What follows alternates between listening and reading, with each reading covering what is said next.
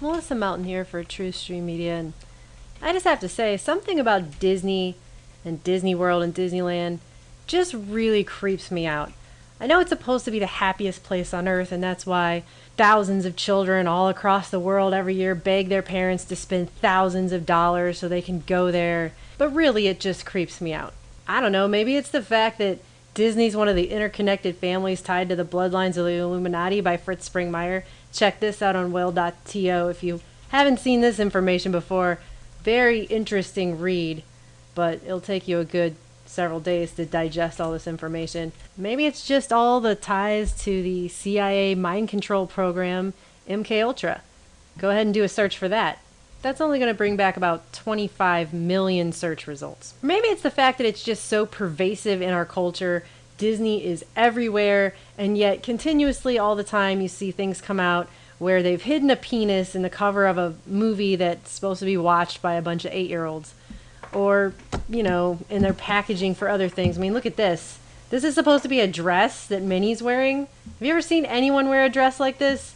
I mean, is there any other way you can take what that's supposed to be?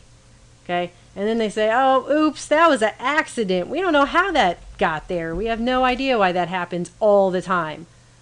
Or maybe it's just that It's a Small World song with the creepy dancing animatronic puppets that basically gave me nightmares after I went there when I was 12.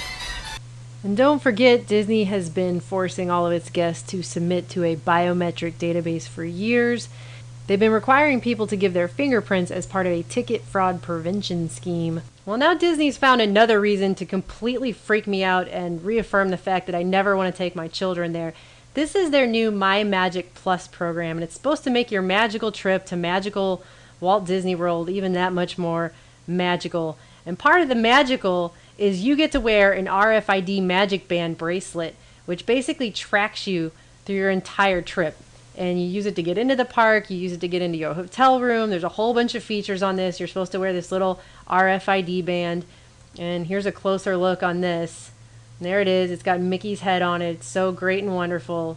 And of course, designed in the USA, but made in China. When you wear it, it's got an FCC ID number, because of course they're tracking you. And it's got your band ID, so you become a tracked, traced visitor. And if that's not creepy enough, the Magic Band is going to have the added bonus of allowing the creepy people dressed up like Mickey to know your children by name.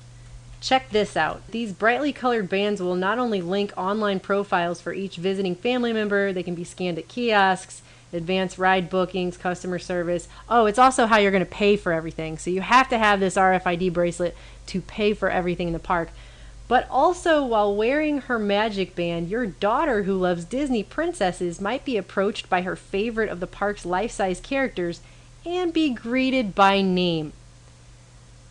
Yeah, so that's not nightmare-inducing or anything. Especially when you consider the fact that back in 1998, investigative reporter Brian Ross, who worked with ABC News, was completely set to expose Disney. He had a whole story about the pedophilia accounts and lax security going on at theme park resorts, which included Walt Disney World, and they were going to air this on 2020. But Disney was the parent company of ABC, and they quashed the report. They shelved it, they killed it. No one's ever seen that report. It never aired.